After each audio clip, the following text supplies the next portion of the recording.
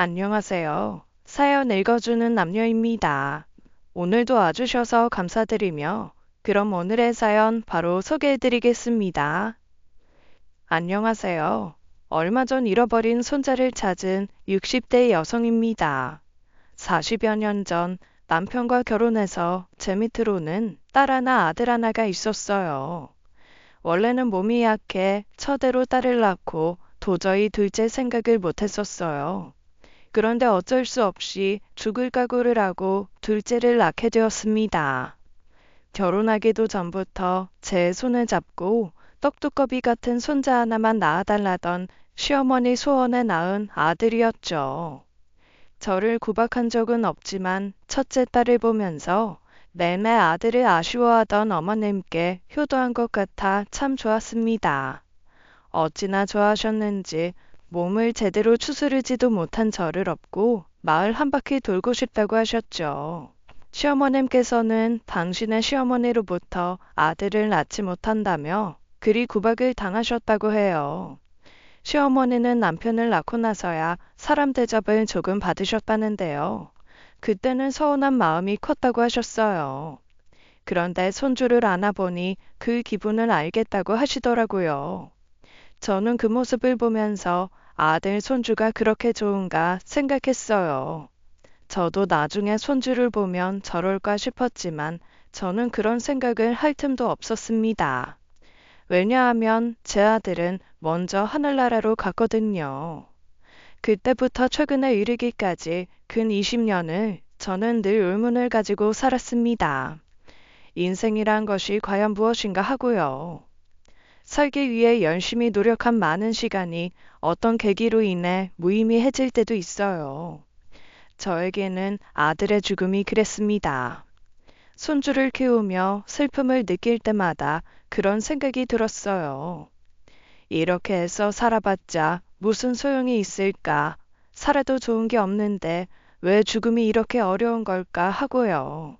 어쩌면 사람은 벌을 받기 위해 살아가고 있는 것일지도 모른다는 생각도 들었습니다. 내가 전생에 지은 죄가 중에서 애써 키운 아들도 손주도 연달아 빼앗기는 벌을 받는 거라 생각했어요. 차라리 그렇게 생각하니 조금은 이해가 되더라고요. 나는 벌을 받아야 한다고 생각했어요. 벌을 다 받고 저승에 가서 엄마 벌 다 받고 왔어 라고 말하며 아들을 안아보고 싶었죠. 그렇게 덧없이 죽을 날만 기다리는 저를 하늘이 가엾게 여긴 걸까요? 마치 벌이 끝났다는 듯 손자가 초인종을 누르고 들어오던 그 순간을 저는 죽기 전에도 떠올릴 것 같습니다. 아들이 결혼하겠다고 했을 때 우리 부부는 반대했습니다. 며느리가 인사를 하러 온 자리에서 무릎 위로 올라오는 치마를 입은 데다가 화장도 진한 것이 마음에 들지 않았거든요. 말투도 조신하지 못하고 아들과 대화하는 사이에 집안 구석구석을 살피는 태도도 마음에 들지 않았죠. 부모에 대해 물어도 제대로 대답하지 않고 하는 일이 무엇이냐고 하니 술집에서 아르바이트를 하고 있다고 하더라고요. 아들은 그런 며느리를 친구를 통해 만난 아이라고 하더군요. 어른들을 어려워해 표현을 잘 못해서 그렇지 성심은 좋은 아이라며 감쌌습니다. 어른을 어려워하는 아이가 시부모가 될지도 모르는 사람들을 만나 눈을 똑바로 보고 건성건성 대답하겠습니까? 매 아들이지만 정말이지 보는 눈이 없어도 너무 없다고 기가 차서 일단 돌려보냈어요. 그리고 아들만 따로 불러 일단 결혼 전에 연애나 더 해보면서 지켜보자고 설득했죠. 겨우 대학 입학 후 군대도 안 다녀온 녀석이 결혼이라니 말도 안 됐어요. 며느리 자리 마음에 안 드는 건 둘째치고 아들은 결혼하기에는 너무 이른 나이였죠. 군대나 갔다 와서 오랫동안 잘 만나보고 결혼하더라도 늦지 않다고 했는데 아들 생각은 그게 아니었나 봅니다. 그 이야기를 하고 2달 후 며느리는 임신을 했다며 저희 집에 들어왔어요. 부모에게 쫓겨나서 갈 곳이 없다며 우리 집에서 같이 살겠다는 거예요. 그때 정말 열흘을 알아두었습니다. 며느리 자리도 성에 차지 않는 마당에 아들놈은 애아빠가 되었으니 학교도 그만두고 돈을 벌겠다고 하는 거예요. 우리 아들이요. 정말 금이야 오기야 컸습니다. 세상의 모든 자식이 다 귀하겠지만 특히 손주를 애타게 바라던 시어머니가 정말 귀하게 키웠거든요. 그러다 보니 첫째였던 딸이 할머니한테 차별받았다고 불만이 이만저만도 아니었고요. 그래서 아들에게 하고 싶은 건 다 해주며 키웠고 매 한 번 제대로 들지 못했습니다. 어른한테 버릇없이 굴어도 그럴 수 있지. 친구를 좀 때려도 사내 대장부가 그럴 수도 있지라며 시어머니가 오냐오냐 키웠으니까요. 그럴 줄 알았으면 제가 총대 메고서라도 매질을 해서 방향을 잡아줬어야 하는 건데 너무 늦은 거죠. 열흘을 머리를 싸매고 누우면 뭐가 달라집니까? 결혼은 막을 수 있을지 몰라도 이미 들어선 애를 지우라고도 할 수 없는 노릇이고요. 더군다나 제 딸과 또래다 보니 여기저기서 들은 게 있다며 해준 말에 저는 차라리 연을 끊고 살자고 하고 싶었습니다. 엄마, 지연이 쟤 고등학교 때부터 남자애랑 자고 다녔대. 지금 가진 애가 현우 애가 아닐 수도 있는 거야. 뭐? 설마 그런 거 어떻게 미리 확인 안 되니? 현우한테 물어보면 알까? 현우가 어떻게 알아? 자기 여자친구라고 철석같이 믿고 있을 텐데.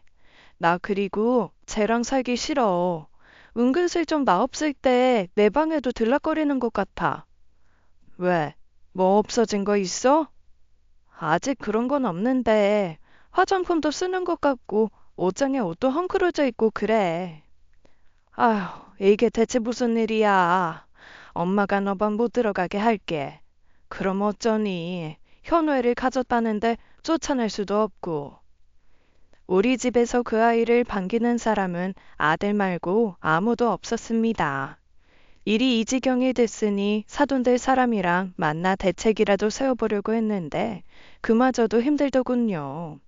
그의 아빠는 오래전에 집을 나갔고 엄마라는 사람은 애가 어떻게 돼도 상관없다며 알아서 하라고 하더군요.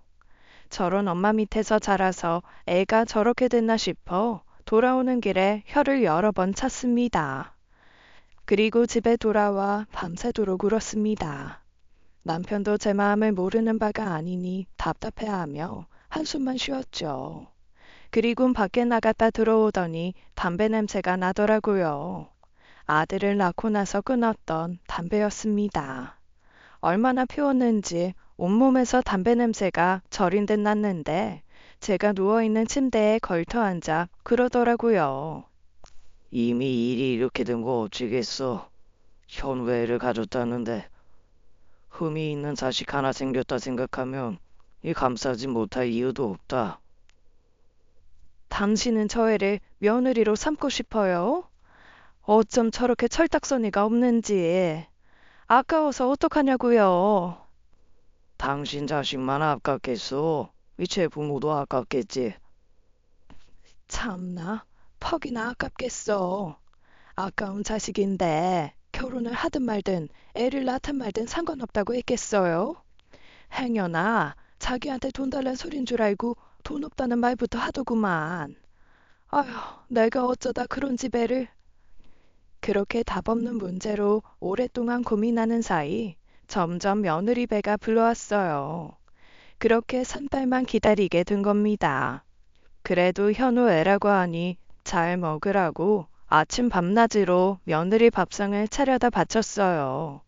처음엔 입덧이 심해 음식도 제대로 먹지 못했죠. 과일만 찾더니 몇 주 사이 살이 쏙 빠졌더라고요. 그 와중에 먹고 싶은 것이 딸기라고 하는데 그 여름에 딸기를 어디서 찾습니까? 딸기 주스, 딸기 우유, 딸기잼 같은 걸 사다 주면서 그거라도 먹으라고 챙겨주고 했죠. 나름 할 만큼 했다는 겁니다. 쫓아내지도 못하고 그렇다고 방치하지도 않았어요. 그런데요. 어느 날 저희 부부가 시외가 행사로 딸과 아들 부부만 두고 하룻밤 자리를 비운 적이 있어요. 늦은 밤엔가 딸이 야단 법석을 떨며 전화하더라고요. 엄마, 얘네 술 마셨나 봐. 지금 거실에 술병이랑 치킨뼈 굴러다니고 난리도 아니야. 뭐? 지연이 걔도 술을 마셨다고? 술을 마셨으니까 내가 와서 이렇게 시끄럽게 구는데도 새삼 모르게 자고 있겠지. 가까이 가보니까 술 냄새 나. 어머 어머 세상에. 어머 세상에. 진짜 내 동생이지만 답 없다. 미친 것 같아. 아니, 미쳤어 얘네. 술을 마셨다는 말에 밤새 잠도 못 자고 이른 아침에 와보았죠. 그때까지도 아들 부부는 정신을 못 차리고 자고 있더군요. 딸 말대로 며느리에게서도 술 냄새가 났고 거실은 개판 5분 전이었습니다. 딸은 저를 생각해서 좀 치워놓을까 하다가도 둘 꼬락서내를 보니 그럴 맘이 쏙 사라졌다고 저보고도 건들지 말래요. 오랜만에 어른 없는 집에서 내 세상이다 논 것까진 좋다 이겁니다. 그러면 치킨이나 시켜 먹고 말 것이지 이때다 싶어 아이를 가진 몸으로 술을 마신다는 게 말이 됩니까? 아니 생각해보면 제가 너무 많은 것을 바란 것일지도 모릅니다. 생각 없이 애부터 덜컥 가진 애들에게 상식을 바란 것이 잘못이겠죠. 분한 마음에 자고 있던 아들 등짝을 후려쳐 깨우니 비몽사몽에 정신을 못 차리더군요. 방으로 들어가 자란 말에 지 혼자 가려는 걸 다시 목덜미를 잡아 끌어 며느리도 챙기라 했습니다. 며느리는 제가 있는 줄도 모르고 자던 사람 깨웠다고 잠결에 온갖 욕을 다 하고 일어나더니 방으로 쏙 들어갔어요. 그날 아들 부부가 난장판으로 만들어 놓은 거실을 치우면서 또 눈물개나 흘렸습니다. 너무 화가 나고 서글퍼서 못된 생각도 좀 했어요. 지금 손주 생각하면 상상도 할 수 없는 끔찍한 소리지만 그땐 차라리 다 죽자 싶은 심정이었으니까요. 친척들이 다 모인 시외가 모임에서도 아들이 곧 애를 낳는다, 이 나이에 손주가 생긴다는 말을 못했습니다. 창피해서요. 그렇게 힘든 하루하루를 보내고 있는데 날벼락 같은 일이 생긴 겁니다. 아들이 교통사고로 하루도 채 버티지 못하고 죽어버린 겁니다. 아무리 대문 밖이 저승이라지만 그렇게 허무하게 갈 줄은 몰랐어요. 그때 무슨 심정으로 살았는지 모르겠습니다. 사실 그때 기억이 잘 나지 않아요. 아들의 장례식장에서도 몇 번이나 혼절해서 실려가고 차마 화장할 때는 보지도 못했습니다. 정신을 차려보니 아들은 이미 간지 오래고 며느리는 3주나 이른 출산으로 응급수술에 들어갔더라고요. 나중에 아는 사람이 하는 말을 들어보니 사람이 너무 큰 충격을 받으면 그 기억을 살기 위해 지우기도 한다네요. 저한테는 그 일이 그랬습니다. 기억하고 싶지도 않아요. 지금도 아들 생각만 하면 울컥울컥합니다. 며느리가 달가울 리가 있나요? 그게 다 그 애 때문이라는 생각에 장례식장에서 애를 잡아 죽일 듯이 굴었다고 해요. 저는 기억은 나지 않지만요. 그 애가 아니었다면 우리 애가 그 시간에 일하러 나갔다가 사고가 났을 리가 없으니까요. 그 아이를 만나지 않았더라면 평범한 대학 생활을 하다 군대나 갔을 녀석이니까요. 꼴도 보기 싫었지만 응급수술에 들어가는 며느리를 보니 가슴이 미어지더라고요. 누구 하나 불쌍하지 않은 사람이 없었습니다. 저희 부부도 부부고 하루아침에 남편을 잃은 그 애도 불쌍하고 아빠 없이 태어날 손주도 불쌍했죠. 며느리는 아들을 낳았습니다. 산딸을 채우지 못해 불안했는데 생각보다 건강했고요. 손주가 아들의 자식이 아닐지도 모른다고 생각했었는데 보자마자 알겠더라고요. 내 아들 자식이 맞구나. 저 코끝이 뭉툭한 거 하며 짙은 쌍꺼풀하며 약간 따무잡잡한 피부까지 제 아빠를 쏙 닮았더라고요. 내 아들이 가고 손주가 온 겁니다. 그것도 참 갑갑하더라고요. 이제 아들이라는 연결고리도 없는데 며느리를 어떻게 해야 하나 싶었어요. 손주라는 연결고리는 자식보다는 느슨했고 아이를 데리고 갈 곳 없는 저 아이는 당분간 우리 집 신세였죠.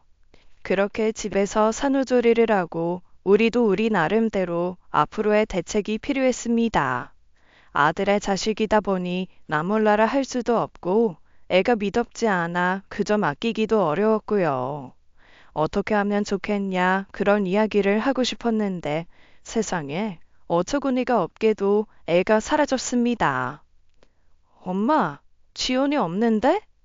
없다니? 애만 있고 지연이는 없어. 지연이 짐도 다 사라졌어. 그게 무슨 소리야? 전복 좀 먹고 싶대서 지금 전복 사서 왔는데. 얘 지금 애만 두고 튄 거 아니야? 애 키우기 힘드니까 그냥 우리한테 맡기고 가버린 것 같은데? 설마 그게 말이나 되니? 설마가 사람 잡는다고 그게 말이나 되는 소린가 했는데 사람 잡더군요. 며느리는 쪽지 한 장 남기지 않고 그렇게 사라져 버렸습니다. 자기 집만 빠짐없이 챙겼어요. 아들과 짧은 신혼생활을 했던 그 방에 자기가 낳은 아들만 덩그러니 놓고 가버린 겁니다. 아무래도 힘들 것 같다 아이를 좀 부탁한다는 말도 없이요. 결국 손주는 꼼짝없이 저희가 키우게 된 겁니다. 그것도요. 출생신고도 채 하지 못한 채라 저희 부부 밑으로 넣어서요. 남들은 애들 다 키워놓고 자기 인생 살기 시작한다는 때에 벼랑간 다시 육아를 하려니 정말 힘들더군요. 대체 우리 애들은 어떻게 키웠었나 싶더라고요. 어떻게든 제 밥그릇은 쥐고 태어난다지만 너무 어려웠어요. 그래도요, 아들을 쏙 빼닮은 애라 그런지 커가는 거 보는 재미는 있더군요. 그렇게 애가 처음으로 배밀이를 하고 걸음마를 하고 조잘조잘 말할 때까지도 며느리는 한 번을 안 왔습니다. 영영 찾지 않을 셈인가 그러기도 힘들 텐데 싶었어요. 그 사이 웃지 못할 일도 있었어요. 3년 전에 딸이 시집을 갔는데 그쪽에서 이 아이를 딸이 낳은 아이가 아닌가 하고 의심도 한 거예요. 사돈을 붙잡고 그 죽지 못해 사는 제 이야기를 줄줄 늘어놓지 않았으면 아마 딸 결혼도 힘들었을 겁니다. 행여나 자기 아들이 그 아이를 맡아 키우는 일이 있지는 않을지 노심초사하는 그 마음 모르지 않죠. 절대 그럴 일 없을 거라고 어떻게든 아등바등 살아서 애 다 키워놓고 죽겠다 그런 우스갯소리까지 했어요. 손주가 태어나서 처음 한 말이 할미였어요. 세상에 자기를 보호하고 키워주는 존재가 부모가 아니라 할머니, 할아버지라는 것을 알고 자란 아이죠. 그러면서 어린이집에서 엄마, 아빠란 말을 배워왔는데 우리가 뭘 잘못한 것도 아닌데 미안하고 짠하고 그랬습니다. 앞으로 그 아이는 엄마, 아빠라고 소리내어 말할 때 누구에게도 대답을 들을 수 없을 테니까요. 손주는 참 똘똘했습니다. 딸이 보이기도 하고 아들이 보이기도 했어요. 아들을 닮아 잘생겼고 딸처럼 좀 똑부러지는 면이 있었죠. 어떤 부분이 제 엄마를 닮았는지 알기 어려웠으니 그건 또 다행이었습니다. 괜히 살다가 불쑥불쑥 생각나는 일이 없어야 하니까요. 그러던 어느 날이었습니다. 딸에게서 호들갑스러운 전화가 온 거예요. 엄마, 대박이야.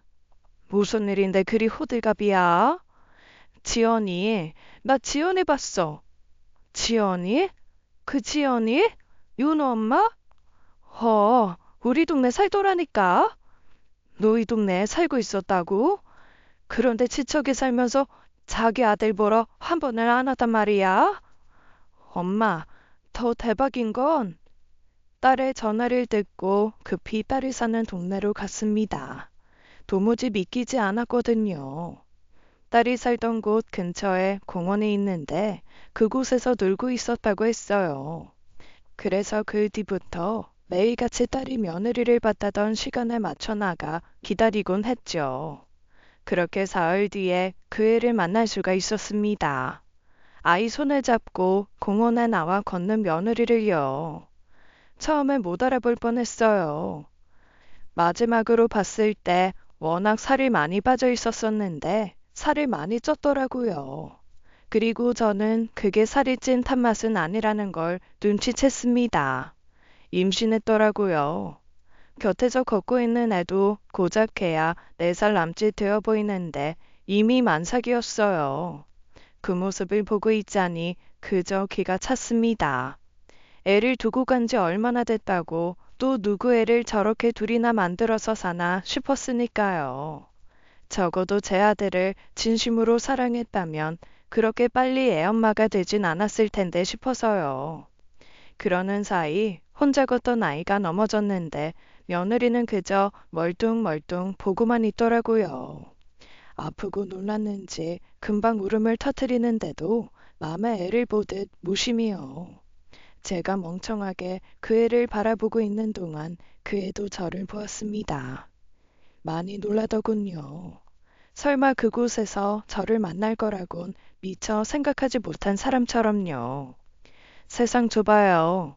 더군다나 옆 동네나 다름없는 한 지역에서 그걸 생각하지 못한 걸까요? 이야기나 좀 하자고 하니 애가 있어 힘들다고 하더라고요. 저도 화가 나서 그러면 여기서 빽빽 소리 지르며 할 말 해도 되겠냐 하니 다음날 오전에 다시 만나자고 했습니다. 널 어떻게 믿고 보내냐고 하니 핸드폰 번호도 주고요. 애 어린이집에 보내놓고 그때 만나자고 해서 다음날 다시 만난 거예요. 이게 어떻게 된 건지 네가 설명 좀 해봐라. 뭘요?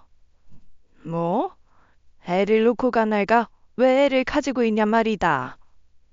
그 애는 현우가 죽었으니까 제가 키우기 어렵다고 생각해서 두고 온 거고요.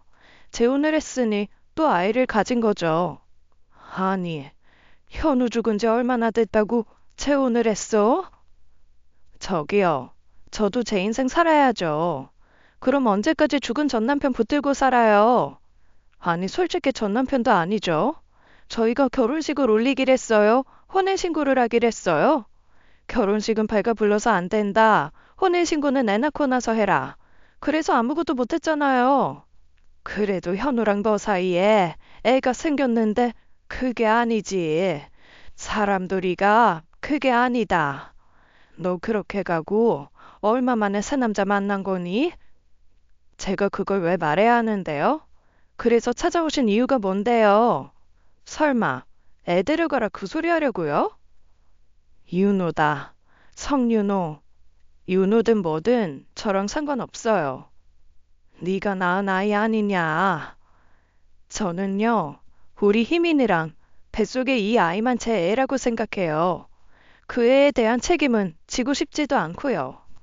애 아빠가 그렇게 무책임하게 가버렸는데 그럼 어머님 아버님이 책임져 주셔야 하는 거 아니에요? 보고 싶지도 않니? 안 보고 싶어요. 어머님도 아시잖아요. 저 그렇게 정에 끌려다니고 그런 사람 아니에요. 사진이라도 봐라. 얘가 이렇게 잘 컸어. 현우 닮아 똘망똘망하고 벌써 한글을 다 떼고 영어도 한다. 안 보고 싶다고요. 어머니, 어머니가 알아서 키우세요. 저 안 닮고 현우 닮았으면 어머님도 좋으시겠네요. 아들 2번 키우는 재미로. 순식간의 일이었습니다. 정신을 차려보니 제가 그의 뺨을 쳤더라고요. 도무지 들어줄 수가 없었습니다. 아무리 정이 없기로써니 자기가 낳은 자식을, 내 아들의 자식을 남의 자식 말하듯이 그렇게 말하다니요. 이 못된 계집애, 이 망할 놈의 계집애. 이걸로 퉁쳐요. 어머니도 화풀이 할 만큼 했고 저도 당했으니 이걸로 끝내자고요. 다시는 저 찾아오는 일 없으셨으면 하네요. 안녕히 가세요. 그렇게 팽하고 가버리는 그의 뒷모습을 보면서 저는 할 수 있는 것이 아무것도 없었습니다. 그저 가쁜 숨을 몰아쉬어야 했죠. 눈앞이 핑핑 돌아 눈을 질끈 감으니 윤호 얼굴이 떠올랐습니다. 어린이집 갔다 올 때마다 할머니하고 달려와 안기는 손주의 예쁜 얼굴을요. 아무리 눈에 넣어도 안 아픈 손주라고 해도 제 엄마 품에서 크는 게 좋지 않겠나 그런 생각도 했습니다. 아주 잘못된 생각이었어요. 저 아이 밑에서 자랐으면 우리 윤호 그렇게 예쁜 얼굴로 자라지 못했을 겁니다. 어제도요. 그 어린아이가 엄마 손도 잡지 않고 혼자 뛰다 넘어졌는데 일으켜 세워주지도 않았잖아요. 매정하다 했지만 그렇게 독한 애는 또 처음 봤습니다. 집으로 돌아와 남편과 오랫동안 상의했어요. 은연중에 며느리가 돌아와 아이를 다시 달라고 하면 보낼 생각으로 키우고 있었습니다. 너무 정이 들어 갑자기 와서 달란다면 어떻게 해야 하나 그걸 걱정하고 있었는데 기우였죠. 달리 생각하면 내 새끼처럼 키운 손주 뺏길 일이 없으니 다행이다 싶기도 했고요. 그래도 아이 생각하면 그게 그렇게 쉬운 마음은 아니었습니다. 아빠는 아이 얼굴도 모르고 가고 엄마는 애 얼굴만 보고 간 겁니다. 아이 처지에선 어떤 이유가 됐든 부모가 저를 두고 가버린 거니까요. 그래서 앞으로 며느리는 없다 하기로 했어요. 어차피 저희 밑으로 넣고 자식처럼 키우고 있는 판에 며느리 기다려서 뭐합니까? 영영 없는 셈 치고 살게 된 것이죠. 정말 아낌없이 주며 키웠습니다. 필요하다면 아무리 귀해도 매를 들 생각을 했었는데 손주는 그럴 일이 없었어요. 공부도 잘하고 말썽을 피우는 일도 없이 그 어린 것이 늘 어른들 칭찬만 받고 자랐습니다. 좀 마음이 쓰이고 안타까운 것은 눈치가 빨라 너무 일찍 철이 들어버린 것 같다는 거예요. 친부모에 관한 이야기를 어떻게 꺼내야 할지 몰라 그 시기와 방법을 두고 남편과도 고민을 많이 했는데요. 아이가 초등학교를 졸업할 때까지도 그런 이야기를 꺼낼 일이 없었습니다. 먼저 꺼내기는 어렵고 혹시나 궁금해하면 그때가 때라고 생각하자고 암묵적인 합의를 하고 있었어요. 근데 손주는 단 한 번도 제 친부모에 관한 질문을 하지 않았죠. 눈치가 빨라서 알 건 다 아는지 집에 걸린 액자 속 낯선 남자가 자기 아빠인 것도 말하지 않아도 알고 있었어요. 학교에서도 학원에서도 늘 잘하고 있다는 말뿐이었고 여자애들한테 선물도 많이 받아왔습니다. 애들 사이에 초콜릿 주는 날이니 사탕 주는 날이니 그런 거 있잖아요. 그런 거 받아오는 날에는 꼭 자기가 준비하기라도 한 것처럼 내밀었죠. 할머니, 할아버지, 이 드세요. 아, 이게 다 뭐냐? 제 마음이요. 뭐? 하하, 아이 마음 그거 참 달콤하게 생겼구나. 손주 키우는 재미를 느낄 때마다 그 얄밉고 못된 계집애가 생각나기도 했어요. 생각 같아선 흠씬 때려주고 싶은데 고맙다고 해야 하나 싶은 순간이 더 많았으니까요. 손주를 적어도 성인이 될 때까지 키우려면 우리가 건강해야 한다고 건강도 엄청나게 챙겼습니다. 더 욕심내서 애 결혼해서 증손주까지 보자고 그렇게 다짐하며 키웠죠. 그런데 하늘도 무심하시지 남편이 폐암 진단을 받은 겁니다. 애연가였지만 아들 태어나 끊고 아들이 가고 나서 잠시간 또 피웠지만 손주 때문에 딱 끊었었거든요. 담배가 이유의 전부가 아니었겠지만 느닷없이 폐암이라니 우리에게는 청천벽력이었습니다. 게다가 병원에서는 수술도 해주지 않더라고요. 상황이 매우 좋지 않았던 겁니다. 처음엔 그저 낙담하던 남편이 빠르게 유산 정리부터 하더라고요. 뭐, 내가 애들 하나도 안 주고 홀라당 먹을까봐 그것부터 해? 무슨 소리? 누굴 주고 가든 그게 그거지. 이 당신 다 줘도 다 애들한테 갈 건데 뭐. 근데 이 와중에 유산 정리는 왜 하겠다는 건데? 그냥 이 의미 있잖아. 남편은 시간이 없다고 생각하는 것 같았어요. 마치 다음날 갑자기 죽기라도 할 사람처럼 굴면서 오랜 앨범을 들춰 사진도 보고 딸을 불러다 미리 증여도 하고요. 손주도 예외가 아니었어요. 손주라곤 하지만 호적상 자식이었고요. 윤우야, 할아버지가 윤호 많이 사랑하는 거 알지? 네. 네 아빠한테도 사랑한다는 말 못하고 키웠는데 너한테 그렇게 사랑한다 하고 키웠으니 저 세상 가도 네 아빠 얼굴 떳떳이 보겠다. 할아버지가 너한테 참 잘했지? 네. 아빠한테 너 잘 키우고 왔다. 자랑해도 되겠다. 그러한 말씀하지 마세요, 할아버지. 아무데도 가지 마세요. 어쩔 수 없이 사람한테 정해진 시간이 있다. 그 시간은 알기 힘들단다. 그래도 나는 내게 주어진 시간이 언제까지인지 알았으니 그건 역시 축복 아니냐. 앞으로도 잘 커야 한다. 앞으로도 쭉 그렇게 행복하게만 자라라. 할아버지가 저기서 다 지켜보고 있을 테니까. 그날 손주는 제 남편의 이불에 얼굴을 파묻고 엉엉 울었습니다. 왜 하지도 않던 아들 이야기까지 꺼내 애를 울리냐고 타박하고 싶었는데 손주 울음소리에 저도 눈물이 나 혼났죠. 하늘도 무심하시지 저 애한테 부모를 다 빼앗아 갔으면 할아버지 할머니라도 오래 남겨주시지. 목 놓아 울어본 적도 없는 아이가 엉엉 소리내어 우는 것이 너무 가슴이 아팠습니다. 남편은 딸 앞으로 전세를 주고 있던 작은 평수 아파트를 손주 앞으로는 2층짜리 상가 건물을 남겼어요. 집은 제 명의로 돼 있으니 후에 가기 전에 알아서 정리하라 당부를 했습니다. 2층짜리 상가 건물은 시부모님으로부터 받은 것이니 손주에게 가는 게 맞다고 생각을 했고요.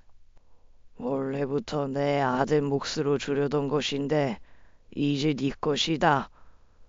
인생의 전부가 되진 못해도 네가 힘이 들 때는 그게 도움이 될 거야. 잘 가지고 있다가 써라. 남편은 몇 달 고생을 하다 병원에서 생을 마감했습니다. 고생이나 하지 말았으면 했는데 아플 만큼 아프고 가서 마음이 안 좋았어요. 화장하는 날 손주를 품에 안고 많이도 울었습니다. 가지 말라고 목이 쉬도록 우는 손주를 보니 정말 가슴이 미어지더라고요.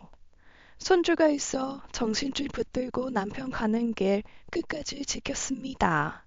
그리고 약속했죠. 손주 잘 키워놓고 따라갈 테니 걱정하지 말라고요. 먼저 가서 현우 만나 잘 지켜보고 있으라고.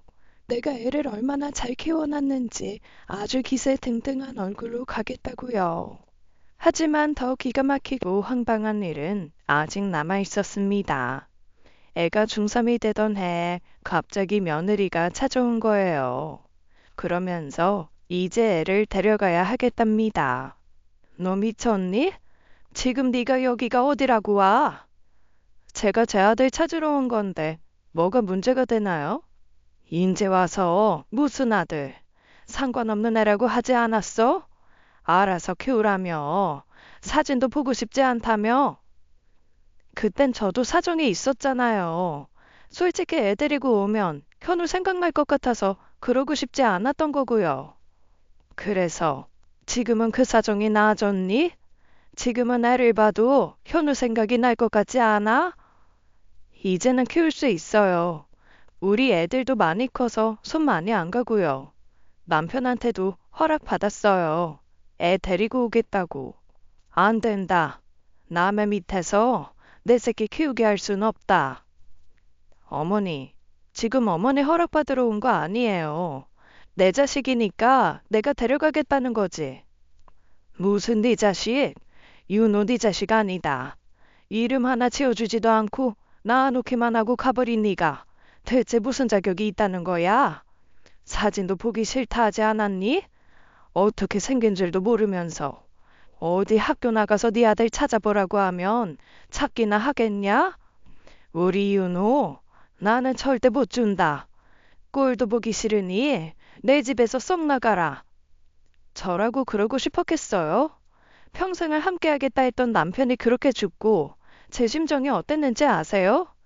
어머님도 아들 잃으셨지만 저도 남편을 잃은 거예요. 사랑하는 사람을 잃었는데 자식이 보여요? 보여야지. 무슨 일이 있어도 자식은 버리면 안 됐지. 아빠도 없고 엄마도 없는 윤호를 내가 무슨 심정으로 길렀는데. 윤호 네 자식 아니다. 내 자식이야. 네가 출생신고도 안 한 덕분에 내 자식으로 키울 수 있었다. 그건 고맙게 생각하마. 참말 말고 가라. 그렇게 며느리를 쫓아내듯 보내고 가슴이 벌렁벌렁 하는데 좀처럼 진정이 안 되더라고요. 큰딸을 불렀다가 결국 병원에 가서 안정제를 처방받아 왔습니다. 걔가 진짜 윤호 데려가 버리는 건 아니겠지? 무슨 소로? 지가 무슨 자격이 있어서 낳자마자 버리고 간 자식을 데려가? 아무리 낳은 정이 있다지만 기른 정이 있으니 어려울 거라고 그렇게 믿고 싶었습니다. 소송 과정을 통해 알게 된 사실이지만 제가 더 화가 났던 건 며느리의 목적이 다른 곳에 있다는 것이었어요. 바로 남편이 미리 증여한 그 건물이었습니다. 어떻게 그 이야기가 거기까지 흘러 들어간 건지는 모르겠지만 소문이라는 게 무서운 거더라고요. 그 시간에 손주가 상처받은 것은 두말할 것도 없죠.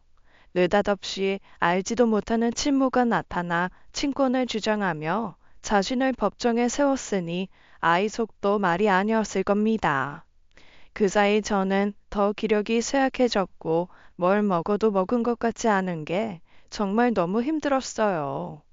그래도 손주를 지킬 수 있다면 참을 수 있었습니다. 뭐든 못할까요? 판결이 나오기 전에 손주가 제 방문을 두드리더라고요. 할머니, 드릴 말씀이 있어요. 그래, 윤호야. 무슨 일 있어?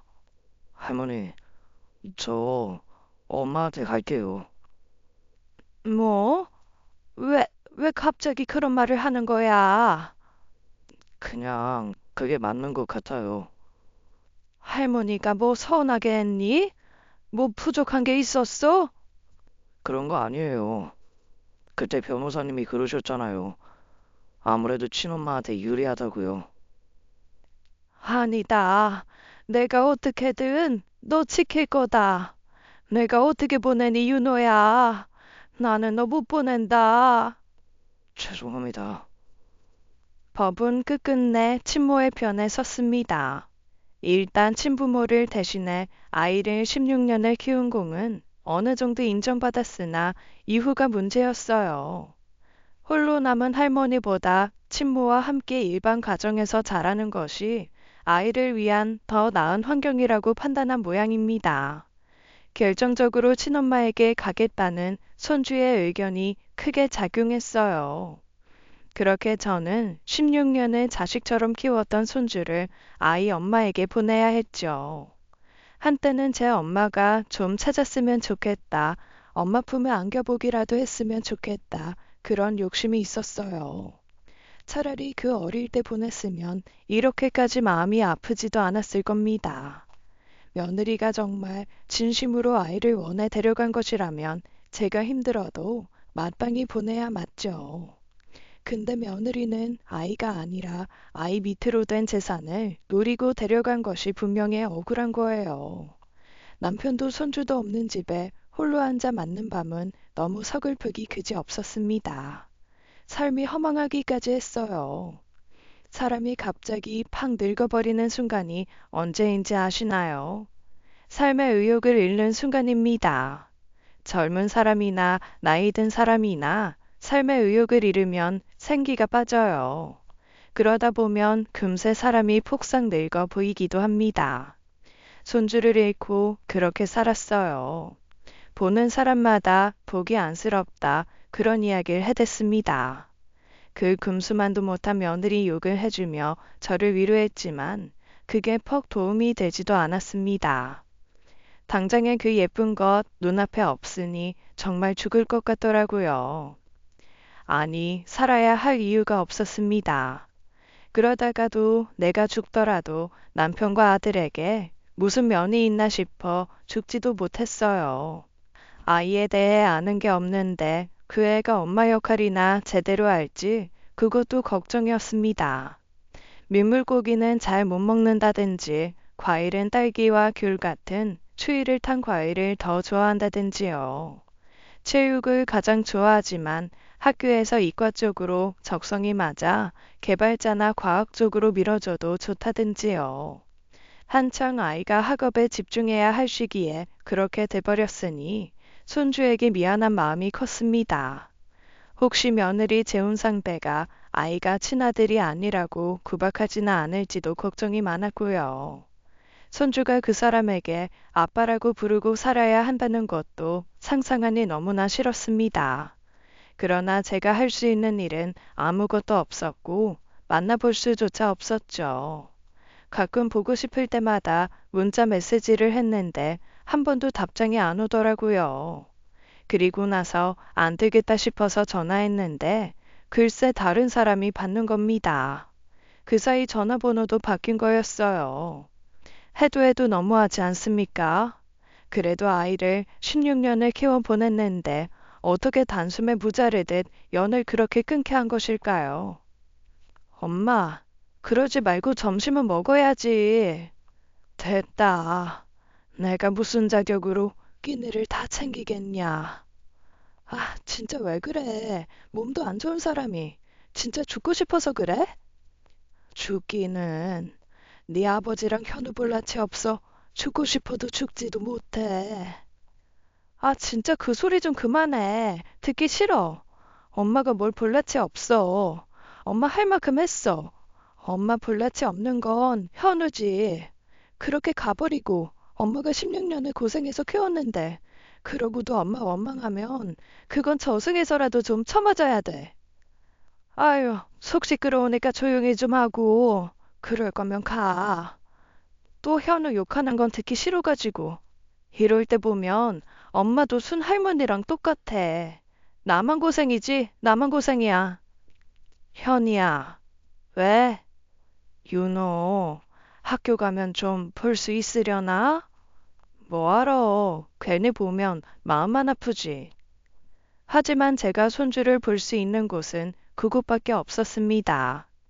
대놓고 만날 수도 없어서 딸이랑 가끔 등하교 시간에 가서 몰래 보곤 했어요. 딸 말대로 본다고 해서 뭐가 달라지는 것도 없고 그저 마음만 아플 뿐이라 그마저도 몇 달 하지 못했습니다.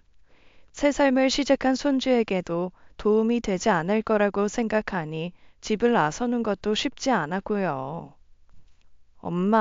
엄마가 건강해야 나중에 윤호를 한 번이라도 더 보지.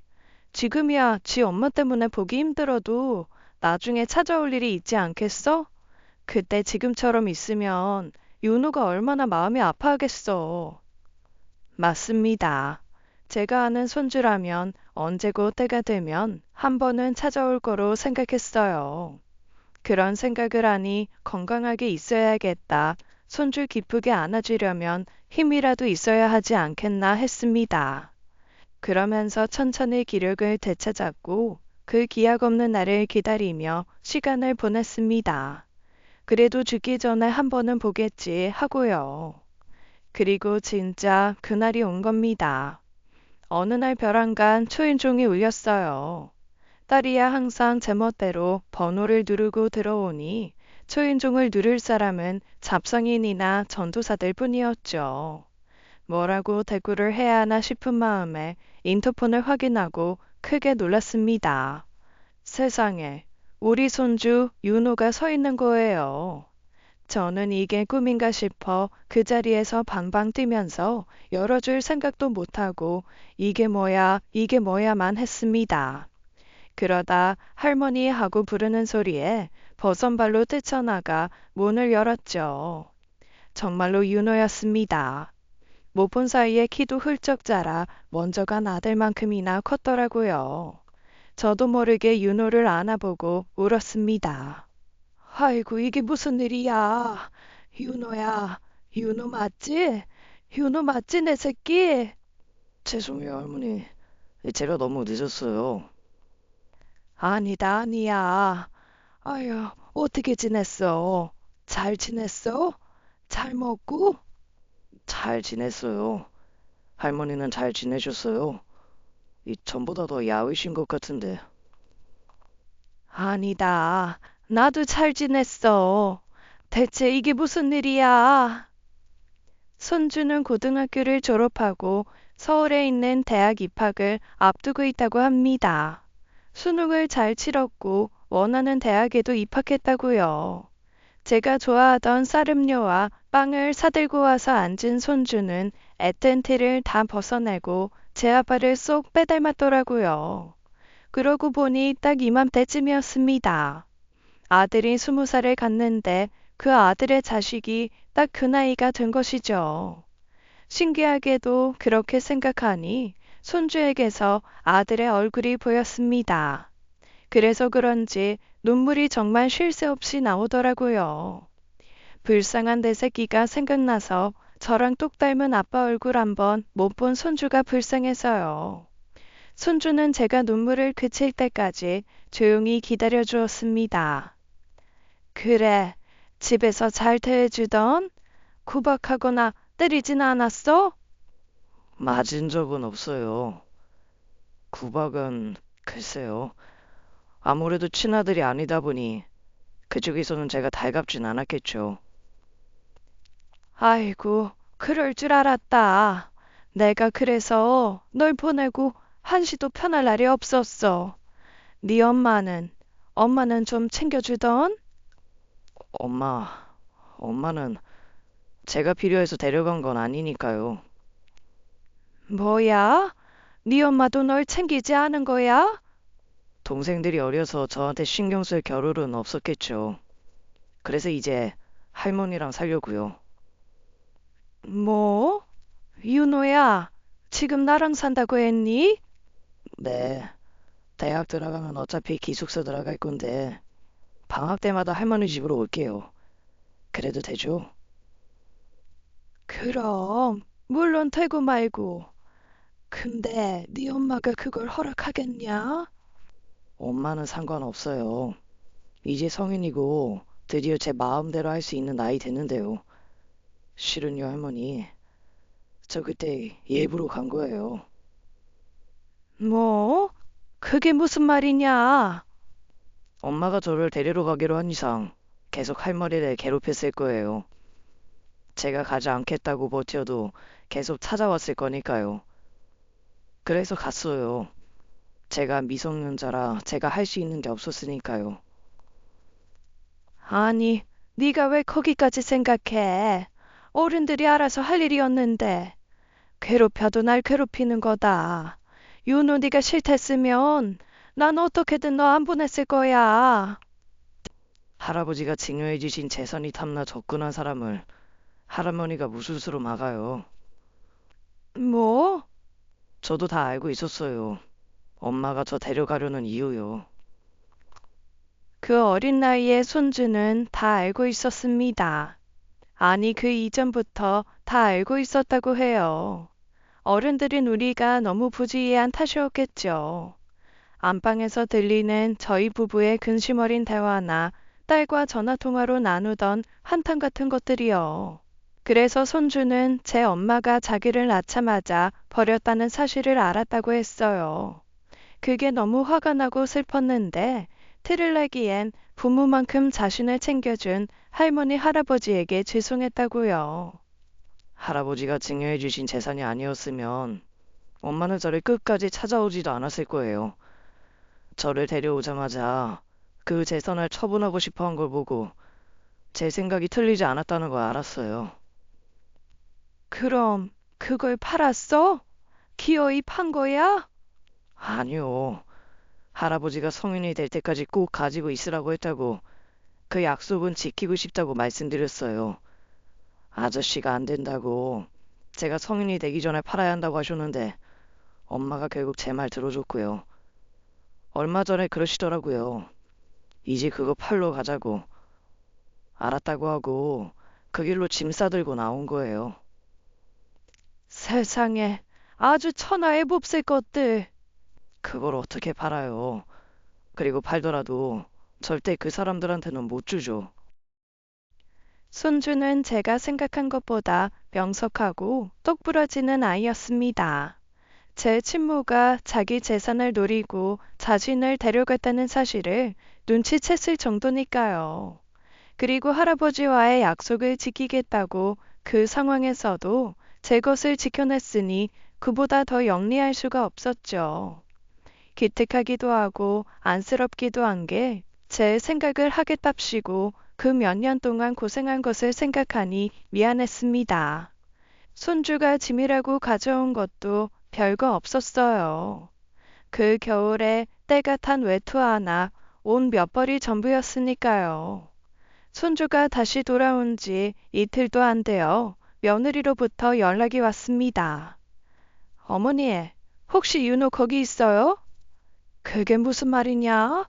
윤호를 왜 여기서 찾아? 거짓말하지 마세요. 윤호 거기 있잖아요. 왜 네 아들을 나한테 찾느냐고? 어머니, 그러시면 안 돼요. 윤호 성인 됐다고 또 눈물바람 호소하시면서 애꾸득인 거예요? 돌려보내주세요. 제 전화랑 문자는 죄다 무시하고 있어요. 애가 가기 싫다는데 내가 무슨 수로 보냈냐. 어디 데려갈 수 있으면 데려가 봐라. 어머니 정말 이러시기에요? 제 아들이에요. 제가 키웠다고요. 어머니, 윤호 16년 동안 키워주신 거 정말 감사하게 생각해요. 하지만요, 애 키우면서도 저도 너무 혼란스럽더라고요. 낳은 건 전데 내내 할머니 할아버지만 찾으니까요. 그러게 빨리 데려가지 그랬냐. 그때 내가 데려가랄 때 데려가지 그랬어. 제 사정은 안 봐주세요? 제가 데려갈 수 있는 상황이 아니었잖아요. 예, 너 그러는 거 아니다. 윤호 5살 때나 16살 때나 너한테는 똑같이 가정이 있었어. 근데 뭐가 달랐냐? 5살 윤호는 아무것도 없었어도 16살 윤호한테 뭐가 있으니 데려간 거 아니야? 그렇게 속이 빤히 보이는 짓 하면 안 된다. 그것도 네가 배 아파 낳은 자식한테. 지금 제가 딴 맘이라도 품고 윤호 데려갔다는 말이에요? 어머니, 말씀 그렇게 하시는 거 아니에요. 뒤늦게나마 사랑으로 애 키워보려고 했는데 이렇게 하시면 윤호한테도 도움 안 돼요. 도움이 되건 안 되건 그건 모르겠고 아무튼 데려가려거든 네 마음대로 해봐라. 그동안 연락 한 번 없더니 손주와도 연락을 못하게 번호도 바꿔버리더니 똥줄이 탔나 봅니다. 손주를 설득하지 못하면 그 건물이 제 것이 되지 못하니 그럴만도 하죠. 욕심 앞에 본성이 드러난다고 어떻게 아들을 상대로 그럴 수가 있을까 싶지만요. 돌이켜 생각해보면 그 아이는 원래 그랬습니다. 처음 만났던 그 자리에서부터 마음에 드는 구석이라곤 하나도 없었으니까요. 기대할 것도 없는데 뭘 그렇게 기대했을까요? 손주는 지치지도 않고 울리는 제 엄마의 연락에 결국 전화번호도 바꿔버렸습니다. 그러니 결국 집까지 찾아오더라고요. 하도 문을 두드리며 소리를 지르는 통에 문을 열어줬더니 이방저방 찾아다니며 손주를 찾습니다. 윤호 어딨어요? 김윤호! 걔가 왜 김윤호냐? 내 아들 성현호 아들 성윤호다. 어머니, 유치하게 이러지 마시고요. 애 어딨어요? 내가 그걸 어떻게 하니? 일이 있어서 나간댔으니 나도 모른다. 고도겠지.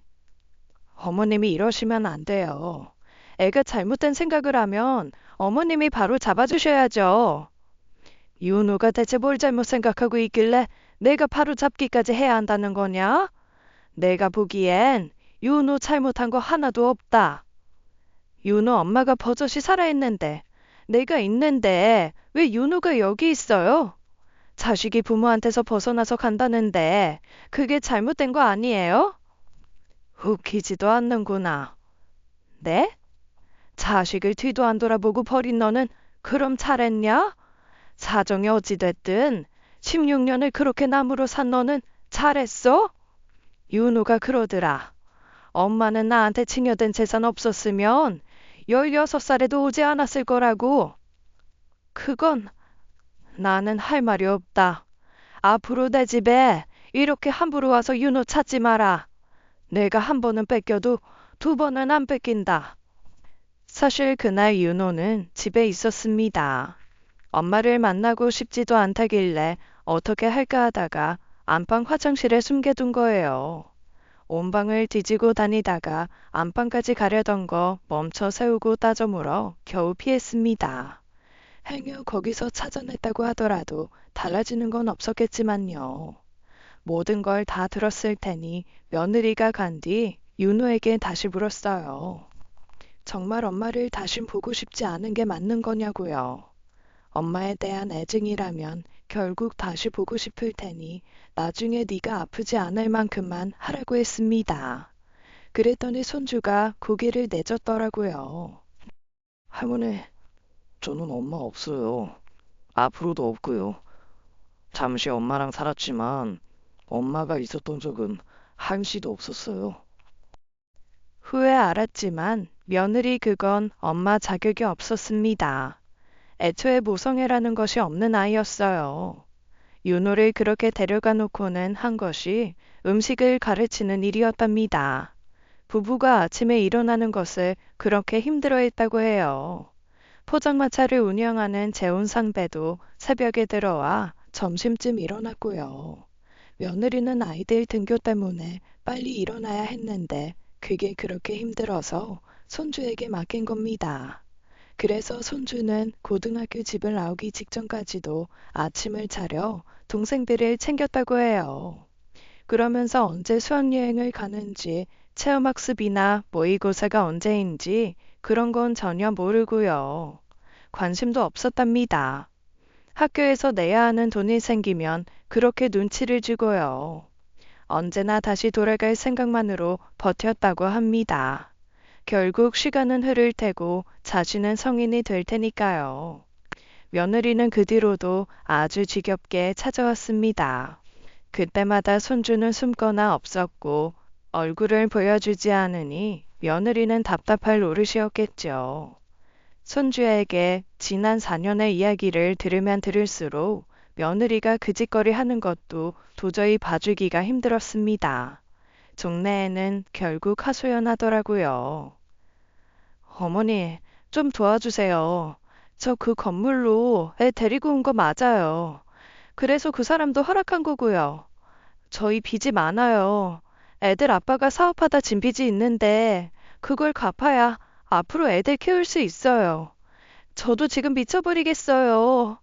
제가 저를 4년을 키웠는데 이건 아니지 않아요? 누가 보면 남의 자식 키운 줄 알겠구나. 어머니, 이렇게 나오시면 저 어머니한테 소송할 거예요. 4년 키운 보상도 다 받아낼 거라고요.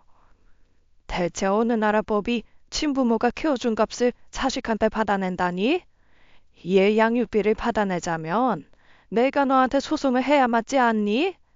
네 자식을 16년을 무료로 키워준 나한테 그게 할 말이야? 그러고 그 건물은 팔든지 말든지 윤호가 알아서 할 일이다. 쓸모가 있을 땐 알아서 쓰라고 지 할아버지가 남긴 지재산이야. 네가 뭔데 그걸 네 빚잔치 하는데 쓰려고 들어?